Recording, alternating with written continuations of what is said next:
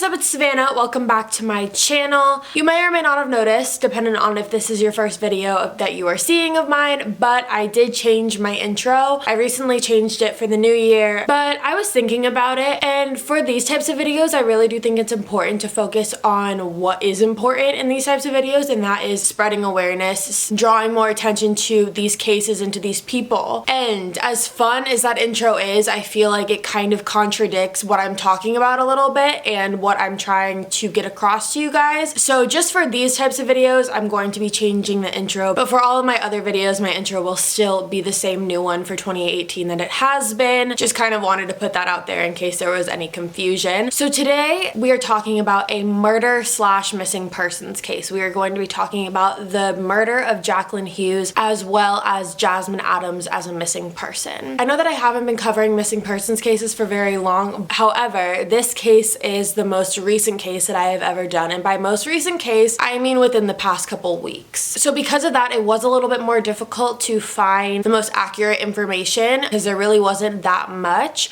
but at the same time, I felt like because it was so recent, it was just as important to talk about it, considering the fact that Jasmine could be found and could very well be safe. I just want to take a second and also say it blows my mind how many missing persons cases aren't covered in the media or aren't as popularly covered in the media. I watch a couple different YouTubers who cover missing persons cases, and they always surprise me with the people that they cover because it's cases you've never even heard of.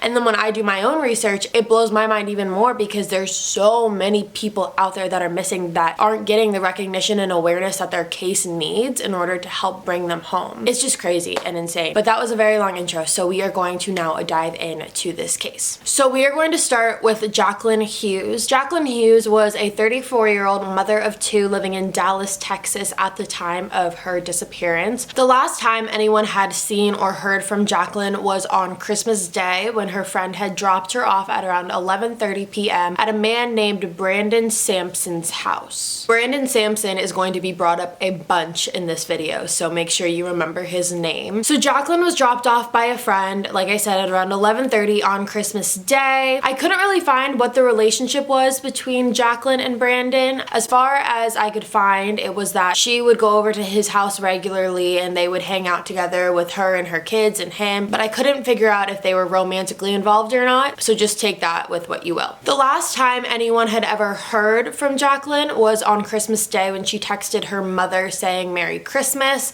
and she had dropped her kids off 4 days prior to Christmas Day at a friend's house. People started to become suspicious when between Christmas Day and January 1st, no one had heard from her. They said it was really rare that she would go that long without checking on her kids, without talking to her kids, let alone talking to anyone. So that is what really raised eyebrows for people. During this time period, people were going over to Brandon Sampson's house and asking him where Jacqueline was, and he responded by saying that he had dropped her off at the airport because she was flying to Miami, Florida for a modeling job. And he refused to let anyone in the house. He wouldn't let her mother, any of her other family members into his house, and told them just to kind of go away and that he had nothing to do with it and that he dropped her off at the airport and that's the last time that he saw her. The missing persons unit in Dallas pinged her phone, and there were two locations where it was last pinged at. Both locations were in the area where Brandon Sampson lived. So on January 1st of 2018, Jacqueline's mother had filed a missing persons report. She just didn't believe Brandon's story about the whole modeling job incident and dropping her off at the airport and having not heard from her for such a long period of time. She just didn't believe it to be true, so on January 1st, she did file a missing persons report. On January 4th, Jacqueline's family, including her brother Clifton, went back to Brandon Sampson's house, and this is where Clifton shot off a gun that led to an unidentified person having non-life-threatening injuries.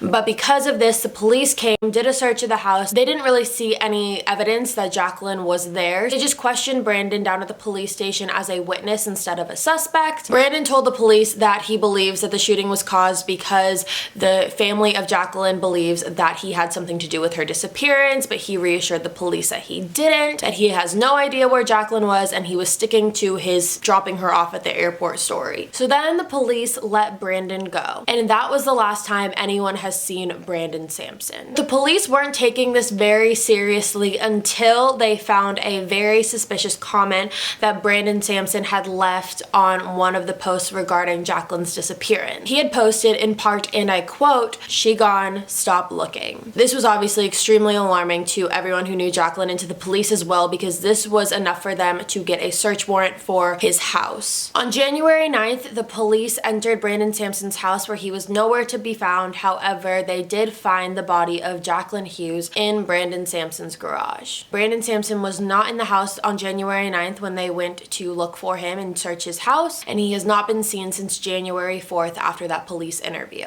That is really all we know about the Jacqueline Hughes case, so now I'm going to kind of move on into the Jasmine Adams case as a missing person. Jasmine Adams is 21 years old and she was last seen on January 1st of 2018. She had lived at home with her family in Fort Worth, Texas, and had allegedly decided to move out of her family home and move in with Brandon Sampson. I watched an interview that her mother had done, and she said it was all very sudden and just kind of very spur of the moment decision, which was very unlike Jasmine. She said that when Jasmine left, her mom looked at her and told her that she was always going to be there for her and that she could always come back whenever she wanted to. And Jasmine just said okay and turned around, and that was the last time her mom has ever seen her. Jasmine's mom was not aware of Jacqueline's case or Brandon Sampson's history or involvement in the Jacqueline Hughes case at all. She said that she found out when the detectives showed up at her doorstep after she filed her missing persons report with a mugshot of Brandon Sampson and asked her if that was the man that her daughter had left with,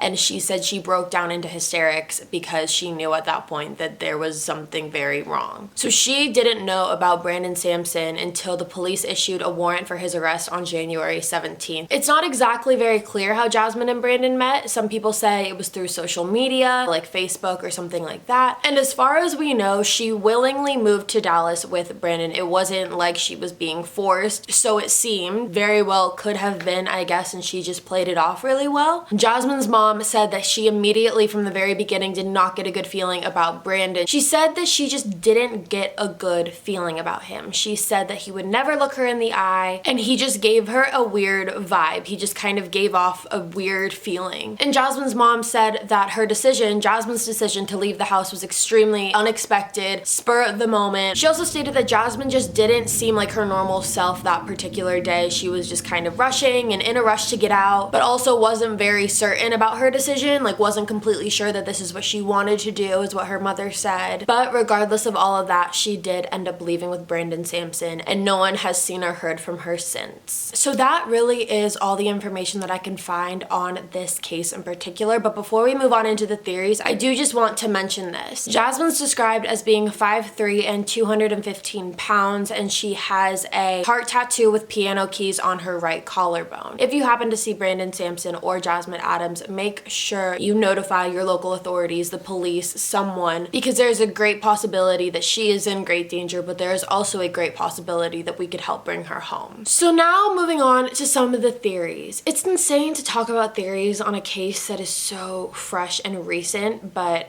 we're gonna talk about them anyways because there are a couple different ways that I feel like this could have gone. No one really knows, but let's just dive into a couple theories because I'm also interested in hearing what you guys think happened. So there really is no question that Brandon Sampson was the last person to see Jacqueline Hughes. He murdered Jacqueline Hughes. He's wanted for the murder of Jacqueline Hughes. But as far as Jasmine Adams, the first theory is kind of the most popular one, and that is that Brandon Sampson convinced in whatever which way that he did, manipulated Jasmine into moving to Dallas with him, and from there kidnapped her. Maybe she saw Jacqueline's body, maybe she knew something she wasn't supposed to, maybe he got really mad about it, didn't really know what to do, and decided to kidnap her. The other theory, and that is that Jasmine knew and or was involved in conspiring against Jacqueline Hughes and her murder, considering the fact of the date. Jasmine left with Brandon on January 1st, and Jacqueline was not found in Brandon Sampson's home until January 9th. There's a little over a week time span where what happened, you know, like what happened in that week. Brandon Sampson was also last seen on January 4th talking to the police. So he was home for those 4 days when he brought Jasmine back to Dallas, was gone by the 9th when the police came and found Jacqueline's body. So it's like what happened in between those two time frames. I feel like it's endless possibilities and the list could go on, and I don't know, but because it's so recent, but because it's so recent, I feel like there's still a lot of unsolved and unanswered questions. So like I always say with these types of videos, share them, post them on Facebook, Twitter, Instagram, whatever you can. Spread the awareness. Alright you guys, that was the end of this video. I hope you enjoyed it. As always, all of my links are going to be at the end of this video and in the description box below. If you're new to my channel, hi, my name's Savannah. I make videos 3 days a week. Sunday, Tuesday, Thursday. You should subscribe, join the family, and I love you guys so much, and I'll see you in another video. And I'll see you in a couple days. Bye guys.